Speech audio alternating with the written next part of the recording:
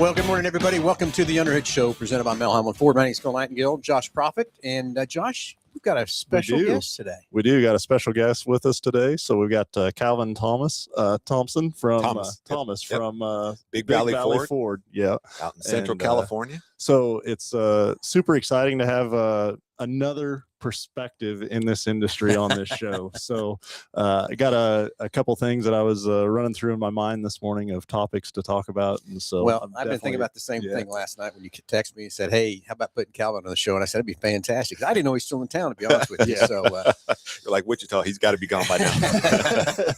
So joining us today, came down to tour the BG facility and all they have to offer. We talk about BG a lot on this show as well. And so I think that's another point of topic that we can get into as well. That's my topic about it is, Josh, they can take our word from it about BG, the partnership we have with them, as long as we're doing BG products and stuff like that. And I know maybe sometimes our listeners get tired of us talking about it, but here's going to be another gentleman can talk about that, what he witnessed this week and what he saw, and can back up our testimonials, or back up our comments and back up our truths that we have and what we say about BG products and stuff too. So that's what I thought about last night when you texted me about that. I said, it's going to be so huge to prove what we're saying is kind of the same thing. And I want to hear his perspective too. I kind of heard some of it already, sure, but I think it'd be good to hear what he saw and why he came, and stuff like that too. So excited to get somebody else in the industry too. Calvin, I've been doing this a long time, and I go to a lot of meetings and stuff, and you sit there and listen to the manufacturer and stuff. But I learn more after the meeting's over, sitting down, talking to someone 100%. Or at dinner, learning really true, real life stories, real life situations, what's going on in everybody, different stores and stuff. And, every store is different. Mm-hmm. But again, we can learn something, pick something up from everybody. And I see more of that, of learning better at that time of the day than learning during the actual presentation from the manufacturer. Right, 100% too. So again, excited to hear your perspective of BG too. Really, for sure. For me, it was eye opening. So I myself is part of PeaceMac. First we got to start with PeaceMac. We all know what it is. So PeaceMac is Parts and Service Managers Council Advisory Committee, and me and obviously Josh both are on that committee. And one of my kind of issues or topics that I was really trying to focus on to get moved through PeaceMac was to get some integration with Ford Motor Company and BG, because we use a product at our dealership as well. Yeah.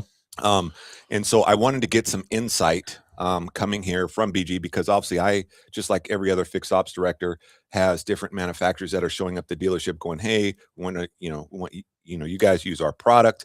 Want to use, your chemical flush machines and things of this nature."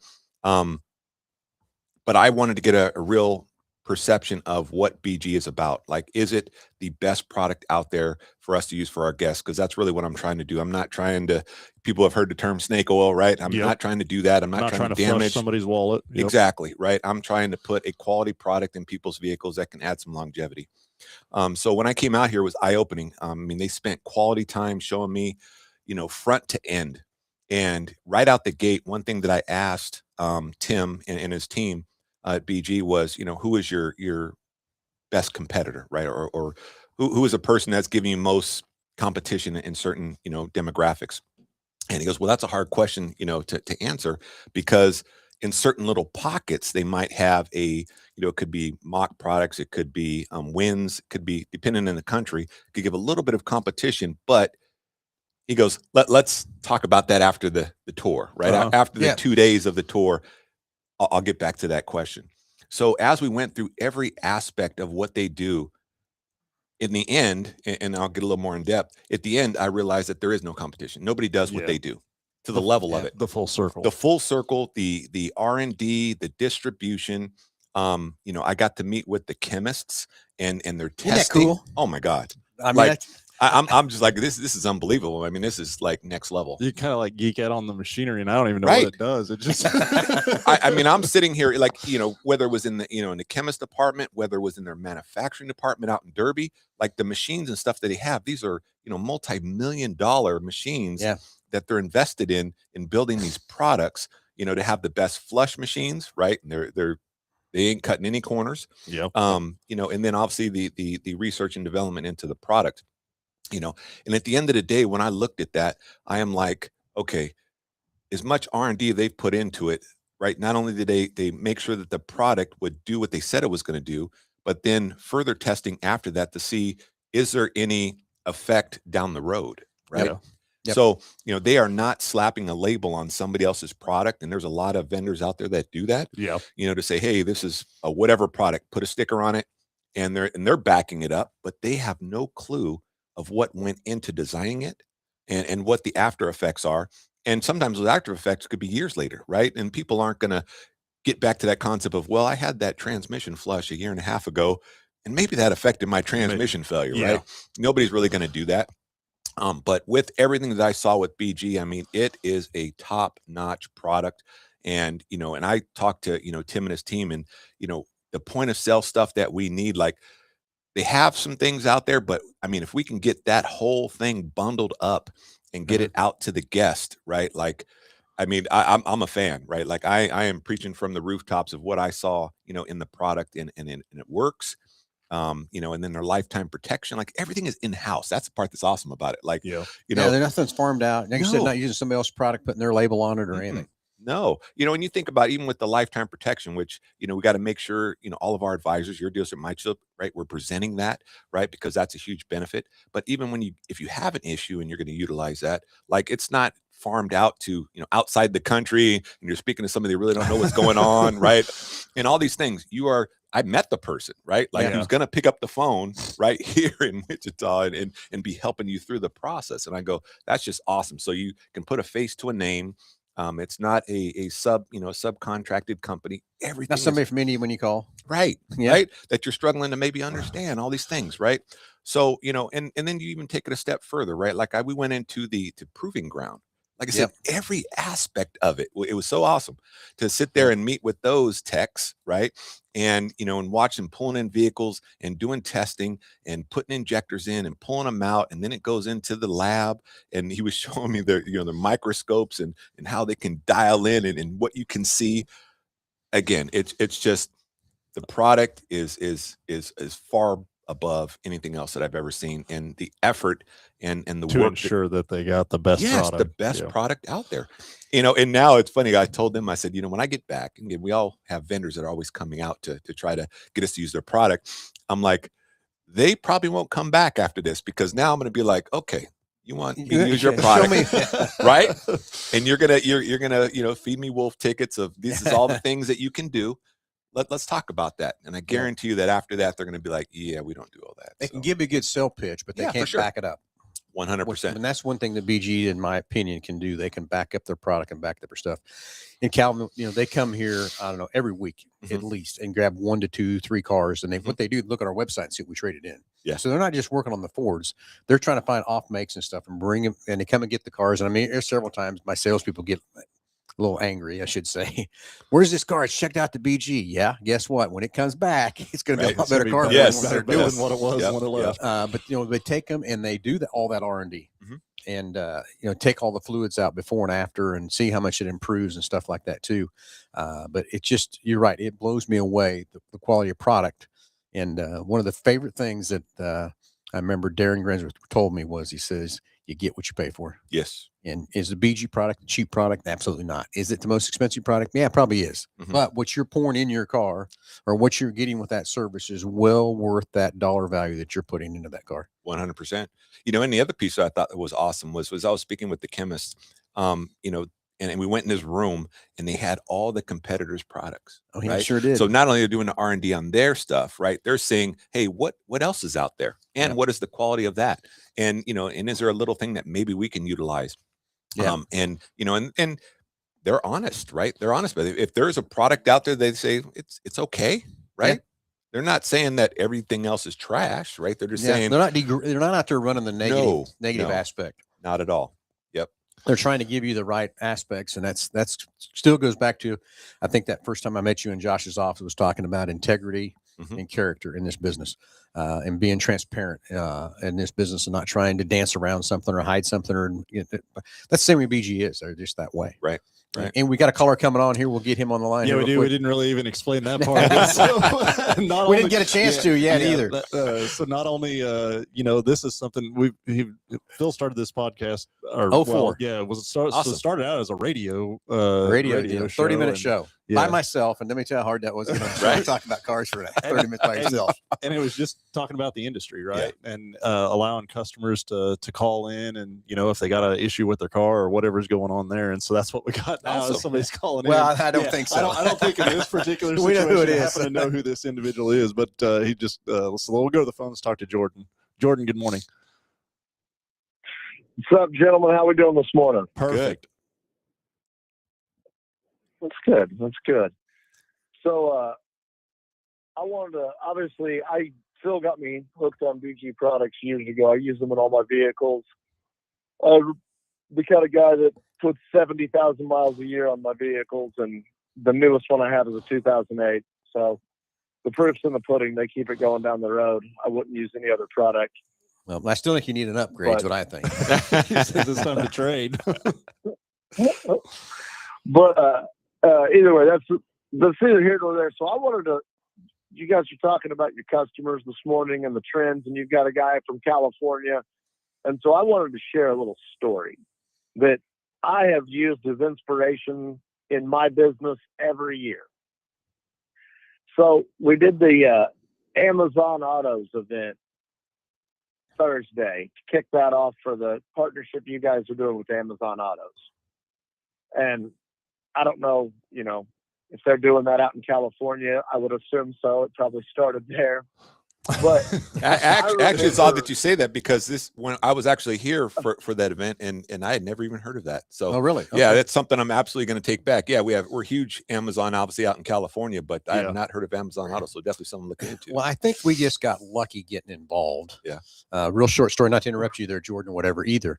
You're fine. But when Ford announced that they were going to put their certified pre-owned cars on Amazon, I immediately called my CPO rep and said, what do we do to get in line or whatever? Well, and we're a huge CPO, right. I certify everything we possibly can just because I want that peace of mind and everything else for the customer, and the value in what I see in that program. So I called him and I said, what do we need to do? So I'm on the phone with him. He emails me the link. And before I even hung up with him, I'd already filled it out and it sent it off to Amazon.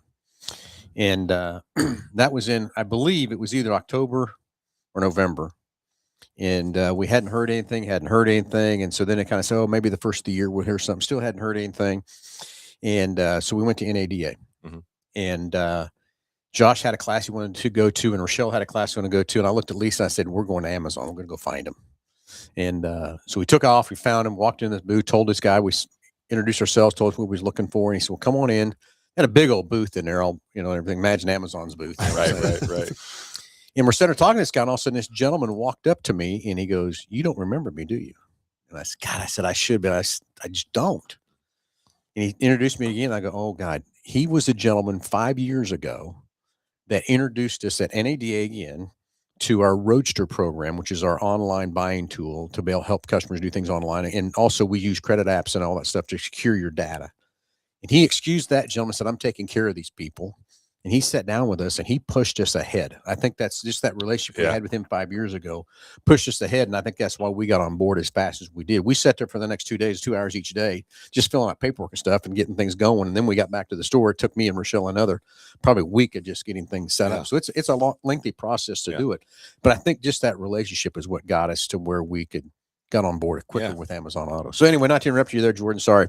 Had to let everybody kind of know what happened. Oh, no, you're fine. But it plays into the story I'm going to tell. So, and you probably don't remember this, Phil, because you have 100,000 meetings, but about 12 years ago, when I first started catering for you, it might have even been a little longer than that, the Black Friday event was coming up. And you and Lisa sat me down in the office and said, hey, we want this to be big. We're going to cook for 500 people. We want this to be the biggest Black Friday ever, because this is going to be, after this, the trend is going away, and this is going to be the peak of Black Friday. And I remember thinking, like, what are you guys talking about? Black Friday is the biggest thing on the planet. It's going to be around forever. And you guys were like, nope, the trend is going to change. Black Friday is going to slowly die starting this year, and it's going to go down, down, down. And it's not going to be as big of a deal. Video is going to kill the radio stars. It's not how people are going to shop anymore. And so I remember taking that with a grain of salt and being like, whatever, Black Friday is never going away. So we do the event. It was huge. You know, tons of people there. The place was a zoo. And then sure enough, every year we do Black Friday, the number got smaller and smaller and smaller. And I remember watching that being like, man, those guys are so in tune with their customer and so in tune with their industry. That's how you do it. That's how you're successful. I don't care what business you're in. That's how you do it. I've never forgotten that. I've been so impressed with that. And so, you know, I'm not saying you all know everything, but you know your customer and you know your industry. Well, so when you guys called me a couple months ago or 2 months ago, said, hey, we're going to do this Amazon Autos deal. We're going to do the kickoff. This is the next thing. Like, I got excited because I'm like, I cannot wait to watch this play out, because I don't know about Amazon Autos, but I guarantee you Phil and Lisa are correct when it comes to that. And it was kind of neat hearing your story about how you got, you know, you immediately called them, you did this, you did that. And I was like, that makes sense. Like you guys essentially have a crystal ball. Or I wish I did. Yeah, don't we all? Right? I don't know how you study the data, how you do it, but you know, you guys called me with conviction in your voice and said, hey, we're kicking this event off. I want the best food you make. This is going to be big. And you know, we're just at the start of it. I'm excited to have this conversation again in 3 years and see, you know, if I was right, if you guys were right. And I bet you your aim's pretty spot on. Well, we'll see. So, you know, we tried a lot of things over the years, Lisa and I have done together. I will say a lot of them are successful. There's some failures in there too, but you got to fail to get better. Yes, 100%. And I think what a lot of it is just the commitment, right? Like we're not going to try something. We're going to do something. Yeah. And the effort that goes behind that, doing it. Yeah. You know, and I'll give, you know, me from an outside perspective. So, you know, when I first came here, right, for the Amazon Auto Night, I'll be honest, right? Like I was blown away. Right. Yeah. It was just like, you know, I've been to a lot of dealerships throughout my career of 37 years of doing this. And, you know, there's dealerships that probably even you two have walked into where it don't have that right feeling. Right. Oh, yeah. You walk in and you're like, there's something going on here, like not in a good way. Right. Yeah. Like the people, the customers. Right. Yep. Just, you know, my gut when I walked in, it was just a good vibe, good feeling. You know, it's just, you get the feeling of, these people are guest focused and really invested in the business. And there's a lot of service directors out there, parts managers, general managers that, you know, it's kind of like, you know, just showing up, right? Going through the motions. Get through the motion of the day. Right. Get through the motions. How quick can I get out of here? Right. And that's not the feeling that I got here. That's not how I run my business, but that's how you stay in tune, right? Yeah. With what's going on and have a pulse on the industry, right? Just like this gentleman was talking about, like he thinks you have the crystal ball, and obviously we wish we had a crystal ball, but it's more of just being in the now in your business and always looking at opportunities where we can grow. And when you do that and you stay focused, then at that point you're going to be the innovator in a lot of areas, right? When you see something come to go, that makes sense, right? Like it's going to be a convenience for a customer, right? To potentially buy a vehicle 24/7. Everybody's loving convenience, right? That's the big growth of pickup and delivery and all these things. You know, and we jump on. So. Yep. You know, and you're right. It's trying things new. And here's what I see in a lot of stores. You're right. A lot of people that are negativity in their stores. I've walked into many of those stores over the years from that part. And it's way back in my early days. I started. I mean, I started in this business really technically, legally, I guess is how I should say it. In 82. I was doing it when I was 8 years old with my dad. Okay. Right. Working in these filling station, working on cars and stuff. But, you know, walking into the different stores when I went through NADA Dealer Academy, we went to a different store each time. And you could tell who had a good store, who didn't have a good store, just by you said the feel you walk into. Yeah. But the other thing I see in stores too is staying stagnant. They don't try to change. They don't try to adapt to how the people are servicing their cars, buying their parts and all that kind of stuff. And if you're not watching what's happening and trying to adapt to your customers and listening to what they tell you and adapt. I mean, that's one thing I love about what I think we try to do is we try to stand together. So when they said Amazon Autos, let's go. How quick can we get on there? Right, you know, right. From that part. So it's interesting to hear the same stories. I mean, even though you're in California, it's really the same business. Same business. You know what I mean? It is the same business. Yep. Exactly. Well, anyway, Jordan, thanks They again probably for got coming. a little more electric cars out there, but other than that, we have a lot of electric cars, but I'll tell you, it's starting to shift a little bit. Just because, you know, what people, I guess you can say, maybe felt promised, or what the vision was. The vision is changing, right? So, you know, you think about like the Lightning, right, going away and things of that nature. You know, there's still a lot out there, but it's starting to shift. I think people are thinking more hybrid, right? Which that should have been, in my opinion, kind of the go-to, right? But we are California, so you know, we had to kind of just follow the rule. You know, and one of the things was we was driving around and giving you the tour and stuff like that, we'd talked about is kind of what our bread and butter was here. The most common thing. Well, obviously F-150, and I just can't imagine, and being from California, like regionally and even, you know, East Coast and stuff like that being different. And so, like, what's your like in you know, being out in Central California, you know, it's a lot of ag, a lot of farmers. So F-150 is our bread and butter, and we move it more than, you know, most people around us. But then you go 60 miles right over the Altamont Pass and you get into the Bay Area, you know, and then that's where all the electric vehicles are. So a lot of electric vehicles are not so much driving around the Central Valley. It's more of commuters, because a lot of commuters going, you know, an hour and 45, 2 hours commute each way. And that 10-mile trip.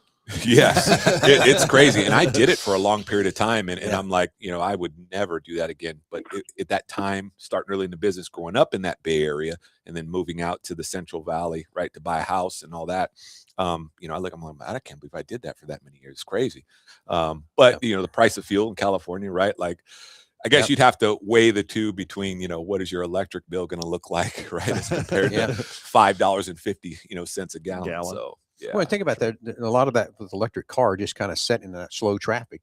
That does make better sense. Now, around here, we don't have that. Right. You know, we're moving and going and all that kind of stuff. Yeah. And, you know, I talked to a gentleman on the showroom floor just yesterday about it. And he came in to look at the Maverick and said, he goes, I don't want that electric Maverick. He had no idea it was a hybrid. Right. You know, again, the misunderstandings and stuff like that. Too. Time I got talking to him about everything else like that, he said, well, I don't know why we didn't push hybrids before. I said, boy, you're speaking my truth. Yes. And just what Calvin 100%. said. They should have. Yeah. Again, but here's what I told him. I said, you know, this electric thing was pushed down our throats. 100%. And if we would have worked on hybrids and then gradually worked into electric, I think it'd been a different ball game. But also looked at him and said, you know what? Our government pushed us into that electric. Yes, they did. Is what happened. Yep. You think of the billions of dollars of that Ford took a hit on it, right? Ooh, all the manufacturers. Yeah, it's crazy. Yeah, they took on that thing. And, hey guys, I hate to cut you off, but I got to get cooking here. Yeah, whatever. Nice try. Enjoy your day. Have a good one, Jordan. We'll talk to you later. Bye. Well, we went everywhere already so far. Yeah, So I knew we would. Jordan was the guy that actually cooked for us. Oh, and so when you didn't eat, you offended him, and that's why he called you.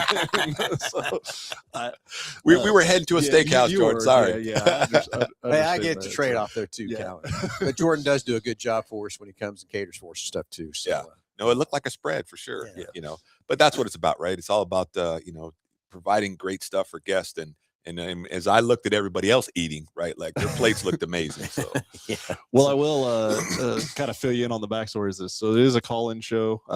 You know, we tried about that. We give away a prize package for each and every caller that calls in. Typically, you get a customer asking, you know, hey, my car's doing this, or what do I do here? A lot of times, we'll try to give some advice one way or the other, but then at the end of the day, maybe throw a diagnosis at them. A free diagnosis is where they can come in. But for each and every caller that calls in, you get the Works package, which is an oil change and tire rotation. We use Motorcraft oil and filter products here at Mel Hambelton Ford.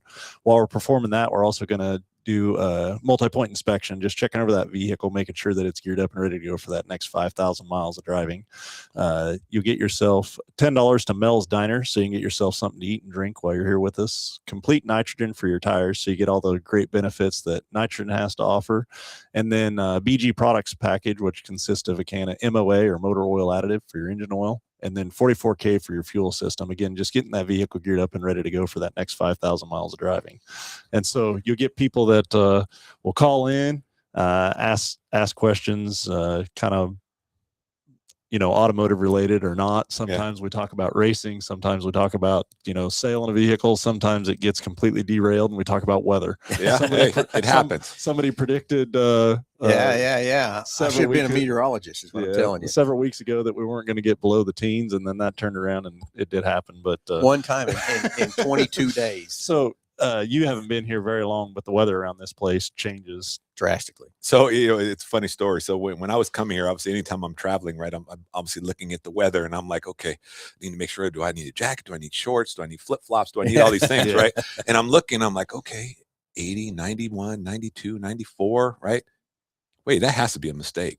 I'm like, 58? How does it go from 94 to 58 overnight, right? Like, and I'm like, this doesn't even make sense, right? Like, I got to pack a jacket. And then as I'm watching, the weather in the hotel room, like, we're talking about frost and putting, it doesn't even make sense. But it does change drastically here. But I think this year, for some reason, it's drastically from going from 90s to the 40s. Yeah, I don't think I've seen that in a long, long time. But it does change some, and it'll change fast. And that's what's I poke fun at the meteorologists, but I'm just saying I would hate to have their job to predict what's going to happen because of the way this weather is around here.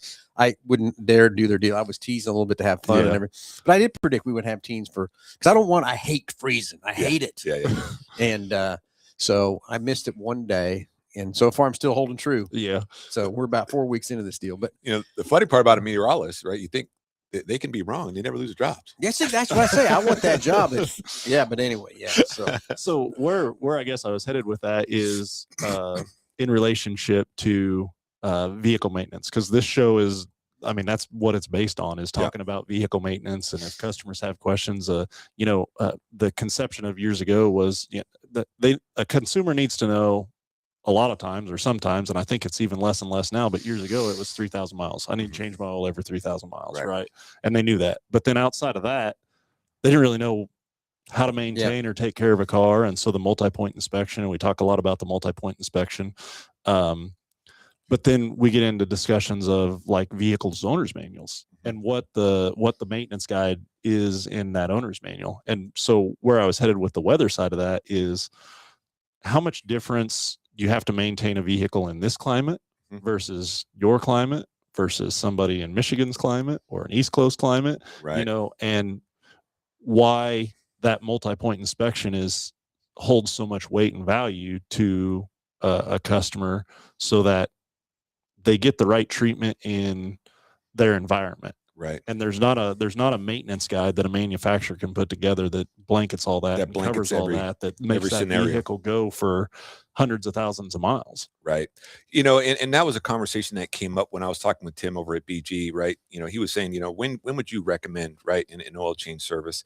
And I mean, you're going to get multiple answers, right? You'll get some people that would just follow the intelligent oil life, right? And you have, right. then you have, the Ford recommended, right? 7,500 to 10,000. You have the severe duty at 5. You have some fleets that want to do it at 3. And obviously there's a lot of variables, right? That'll play a part in that, driving, load, towing, 4-wheel drive, humidity, hot, cold. I mean, it's all across the board, and, the part that gets a little difficult is the guest is coming to us, right? As the professionals, knowing their vehicle, knowing your demographic, because what you may present and what I may present in California based on weather could be a little different. But then they go to their maintenance guide, right? And they're looking at that and say, well, Ford recommends it at 10. Why are you telling me 5? Then we have to do the whole spiel, right? Because like you said, Ford can't blanket the whole thing.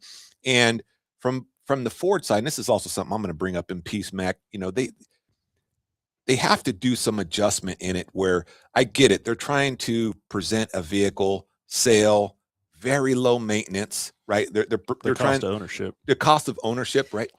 Here's what I'm going to tell you. As long as I've been selling cars, and this is one thing I will tell you, that I have never, ever have I had a customer walk in and negotiate with me or debate on a car about maintenance costs. Right. I've never had that happen to me. Oh, hey, this costs too much to maintain, everything else. I might get that a little bit on the Super Duty from a gas to a diesel. But other than that, people, I don't think their buying decisions are made up on the low cost of ownership. I really don't think they're looking at what their needs are, reliability, that kind of thing. 100%.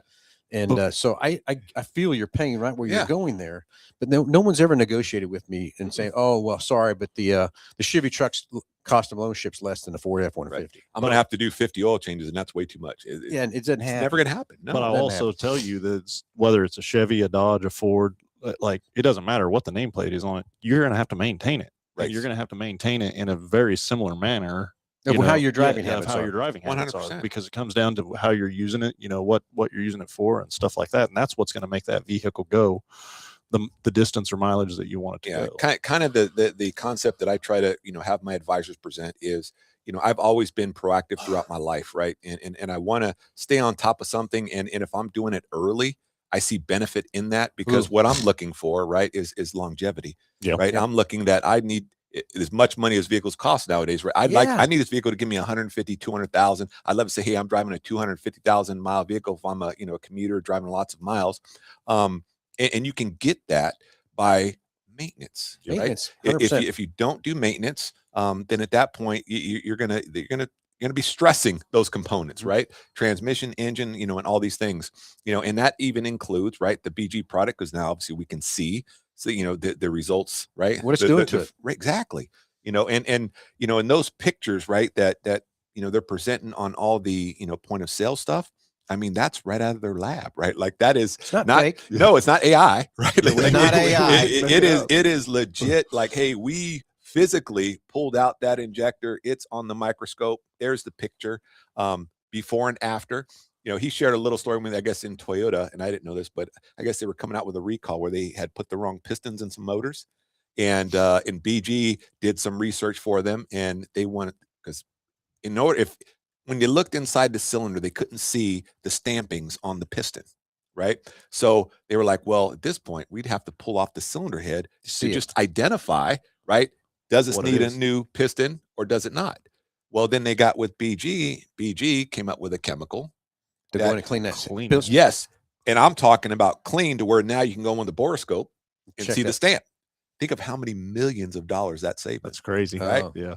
And we're not talking about 3 services. Yeah. 1 service. Yeah. One service. Right. Yeah. Got it that clean. Right. Yeah. So kind of what I say, and I've said it on the show many times, is what's in your owner's manual is the minimum you need to do. Yes. And remember, those manufacturers, I don't care which one it is, all they care about is getting you through that warranty period. They don't care if it's going to go 150, 200,000 miles for you. They just want to get you through that warranty period. That's all they're liable for.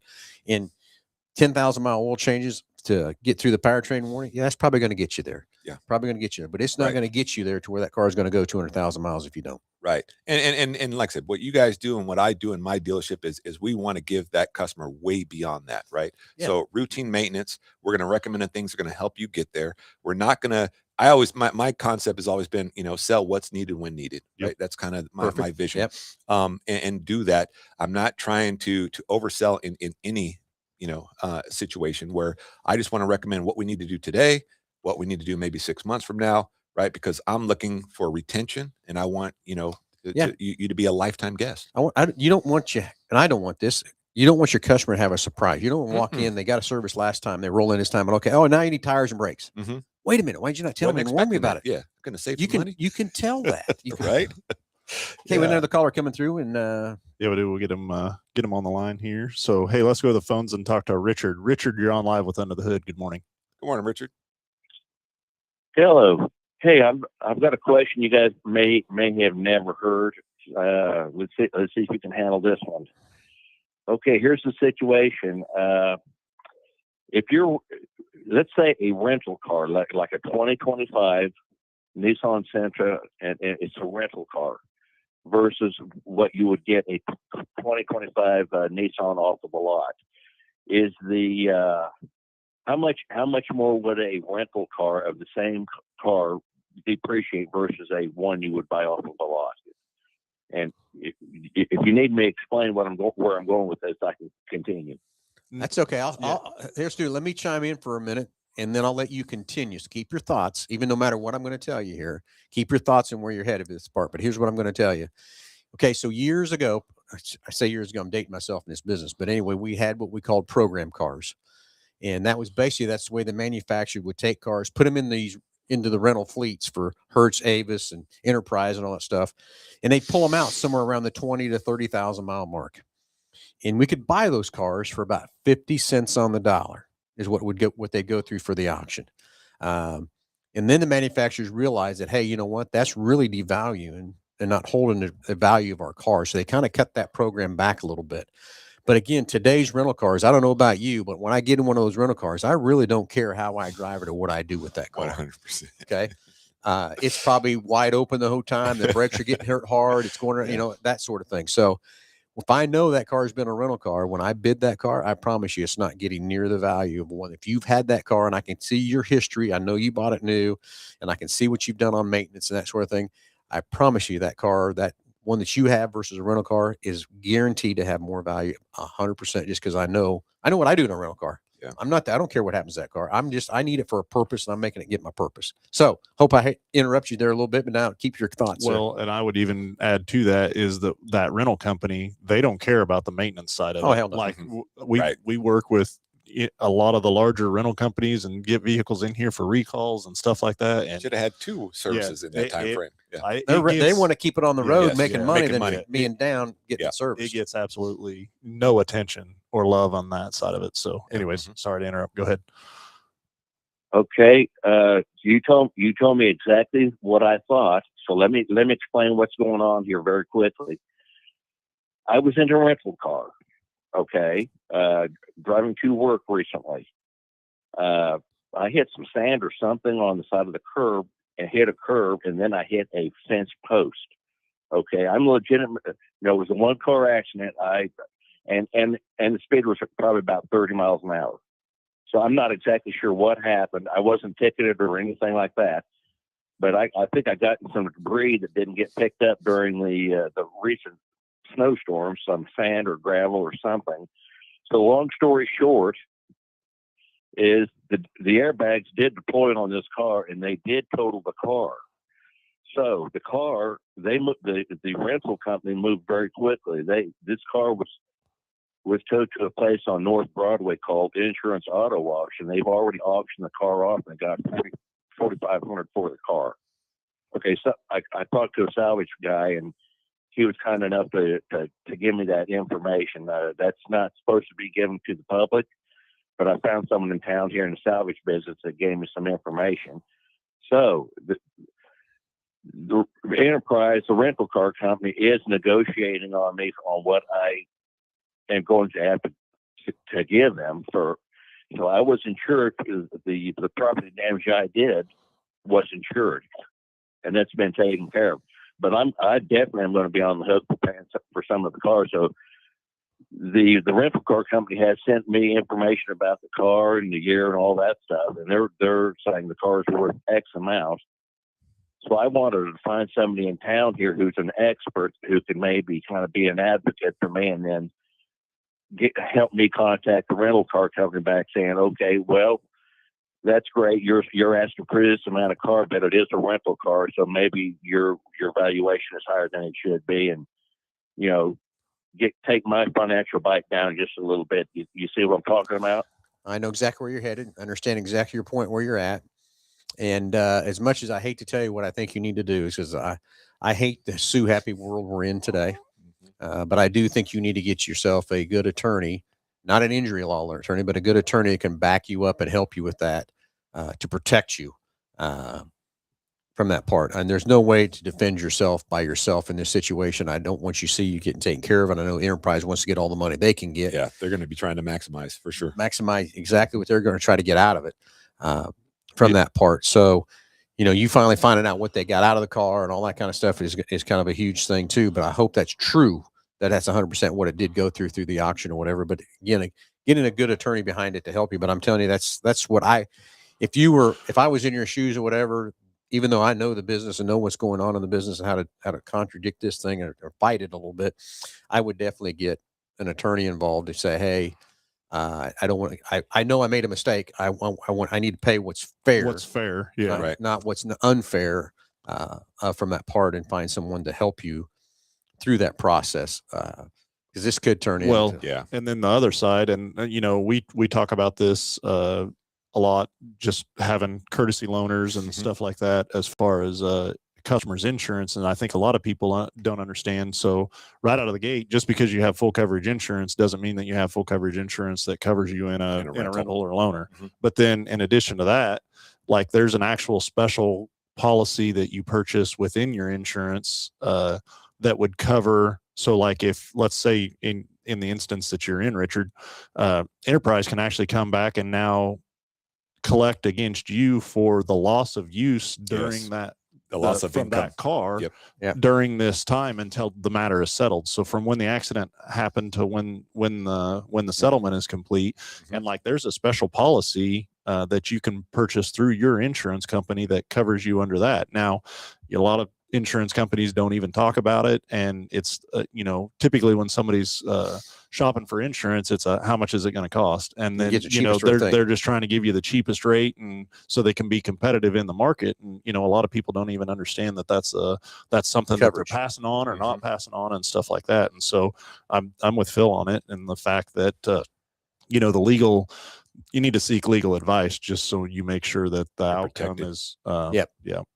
best. 100%. Okay, they sent me a little envelope. They sent me an envelope with about 20 pages of paperwork. I think that was part of. They had a breakdown on it of what the tow charges were, what the storage at the place was, and loss of use and all that. Which one they didn't. I think they're being fair about it. I mean, we're not talking. I'm not going to get destitute on it. I mean, they're only asking like 16 for the car, but I think they're probably being honest about it. But I didn't know what the valuation of a retail car versus. I mean, maybe the car ain't worth 16 because it was a rental car. That's where I'm getting at. Maybe it's worth like 12. You know what I mean? Yeah. So how many miles is on? That would tell me kind of a little bit more. Okay, it was a 2025 Nissan Sentra, and it had 20,500 miles on it. Yeah, it's a lot of miles for 2025. It's a lot of miles. The first thing I can say. So that car's been in a lot of people's hands, right? It's been in a lot of people's hands for 20. Depreciated a year, and then it's depreciated a full year, and then it like I said, 20,500 miles on it. Yeah, I like I said, I hate to get in the Sue Happy world from that part, but I'm telling you, to protect yourself, I would get me an attorney to support yourself, to support your claim and everything else too. So just so it's fair on both sides of the equation. Yep. Now I know you're not a legal professional or anything, but what kind of attorney would you get? What you're in the car business? What kind of attorney would you approach to handle something to be a go-between?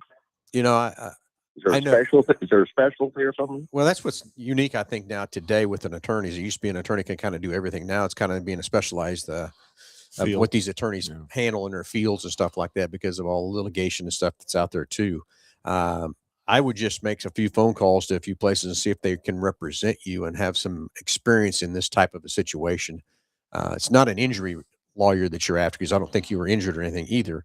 But that still might be, they had a lot of auto accidents and stuff like that. That might be the person to call and talk to, but or maybe even just a general attorney that just might be able, just a consultation, just to look over, what they offered them, and it may be quick. It may be just, everything looked like it's in line and in order. Yeah. But at least, you have some reassurance that what's happening too. Yeah. But I would make a few phone calls to a few of these attorneys and tell them what's happened and see if they're interested in your case or can take your case. And I think they will tell you if they can take your case or not take your case too, because if that's their specialty or whatever, either from that part.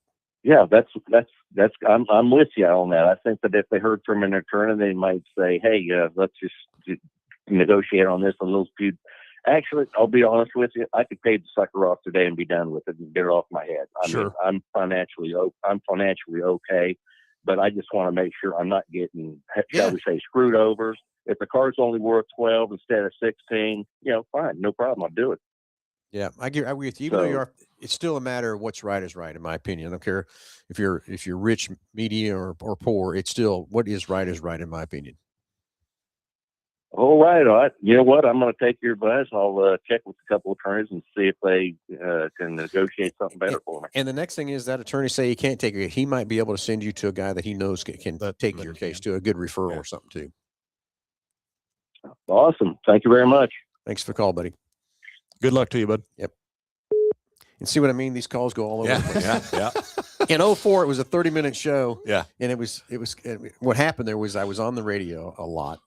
And the The general manager of that store said one day, he says, we should have the Dr. Phil show. The Dr. Phil show. I like and that. they call in, and it's how it started. Then he saw what was going to happen, so he kind of joined in. So there was 2 of us on there. As Dr. Phil before, actual right? Dr. Phil.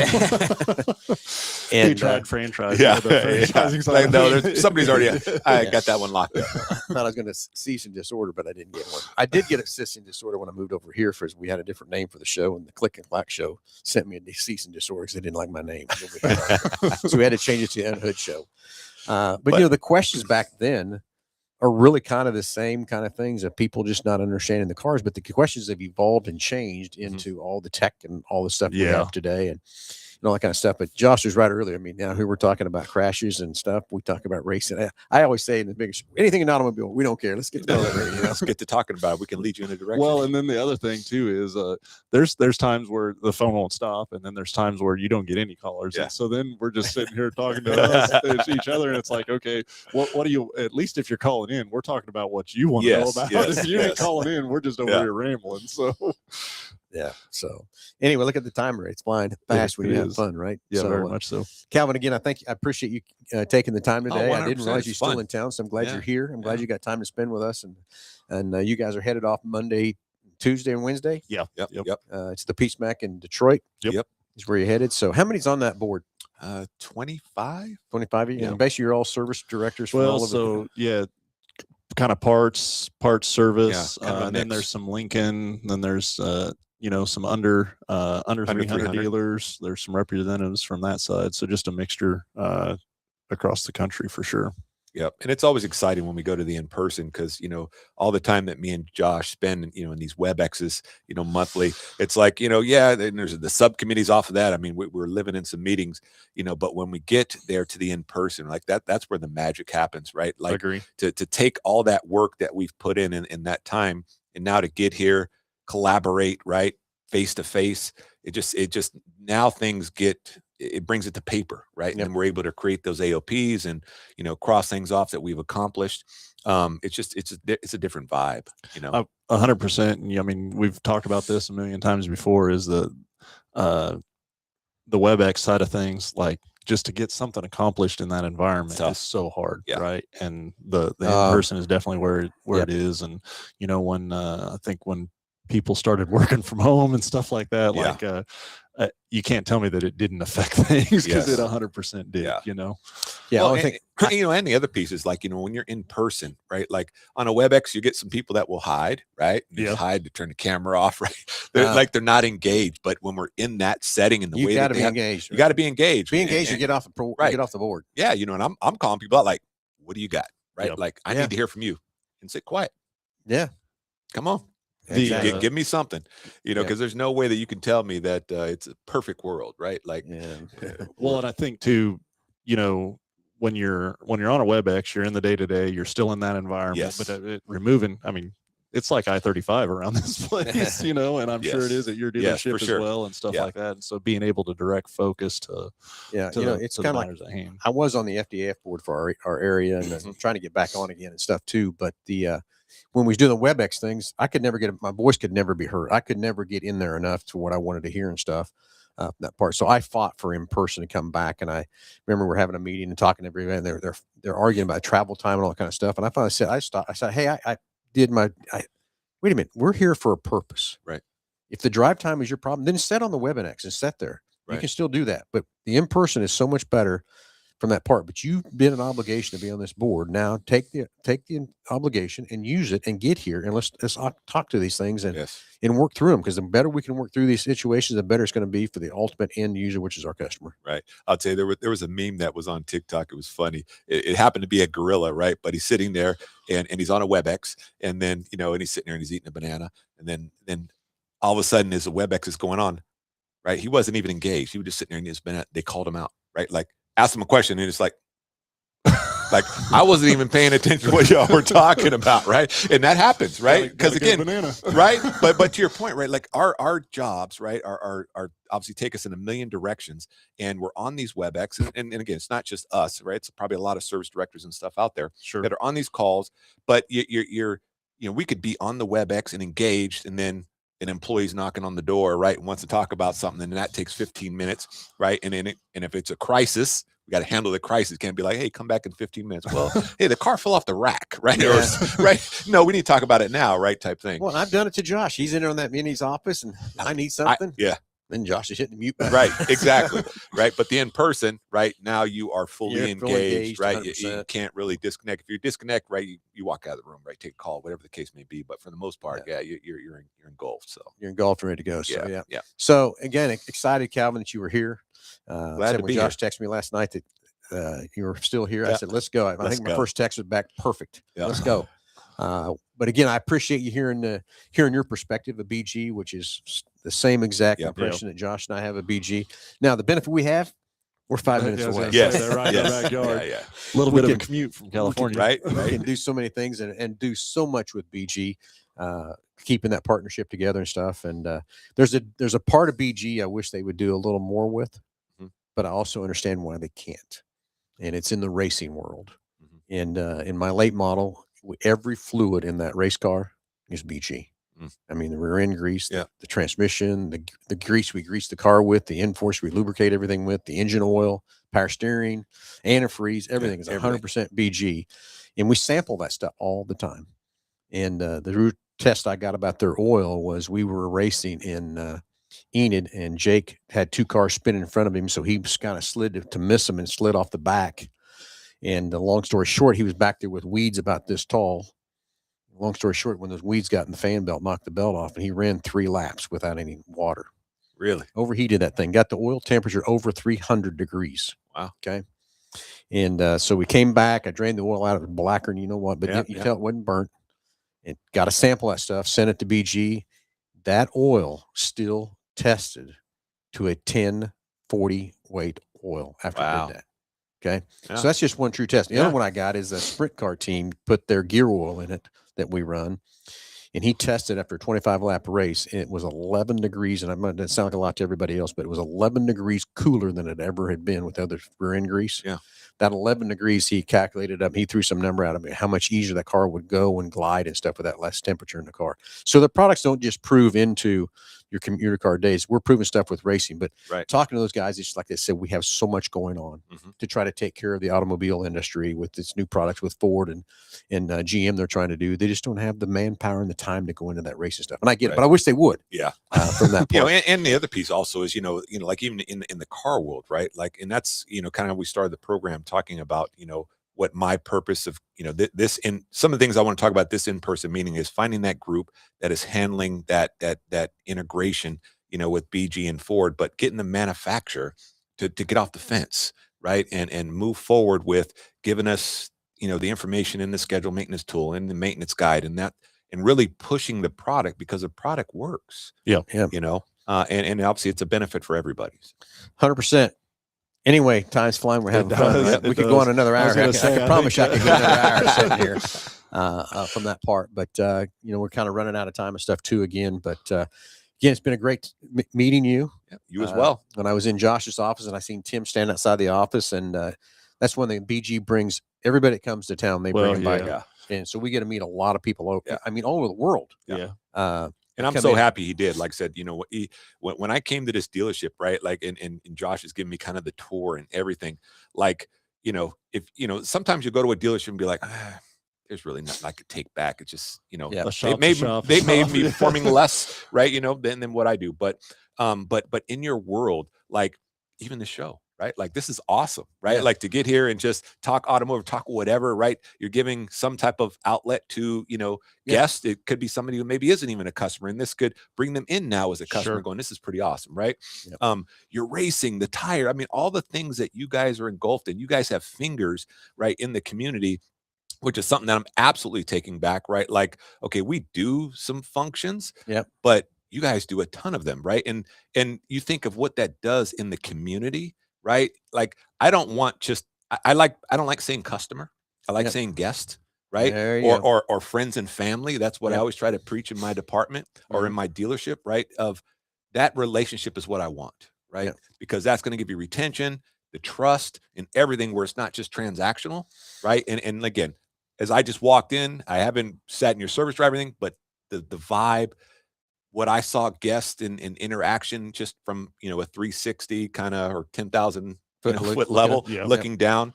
I mean, you guys do great business and you do great work, and it was an honor to be here in your dealership. No, works for us. Honor for you to come here. Okay, works both ways. Works both ways, you know. Yeah. And Calvin, I'll tell you real quick. I don't know what it's about. I can reach somebody pretty quick, and I met you in the first 10 seconds. I knew we was going to get along. Okay? Yeah. I felt that as well. From So that it part was awesome. too. So, you know, that's what I love about these different things, just getting to know each other and stuff. And you guys will build this relationship forever. Yeah, I still got for relationships that I still talk to guys that I built 30 years ago in the business. I still talk to, you know, something's not going right or whatever. Pick up the phone. Hey, what do you got going here? You know, kind of stuff. And that's what's going on. And so it's exciting to keep building these relationships and stuff. But again, thank you for sticking 100%. around. Thanks for being here. Appreciate you having me. Thanks for being on the show. Absolutely. Josh, it's been fun. Everybody, thanks for tuning in. And God, Lee, know the show, huh? Yep. Just in the books. Just in the books, everybody. So everybody, hey, have a great Saturday. Have a great weekend, everybody. Stay tuned. Next Saturday, 9 o'clock, we'll be live again. And who knows who's going to be on with us? Who knows what we're going to talk about? But I guarantee it'll be fun. Don't want to miss it. Everybody have a great Saturday. And we'll talk to you next Saturday, 9 o'clock.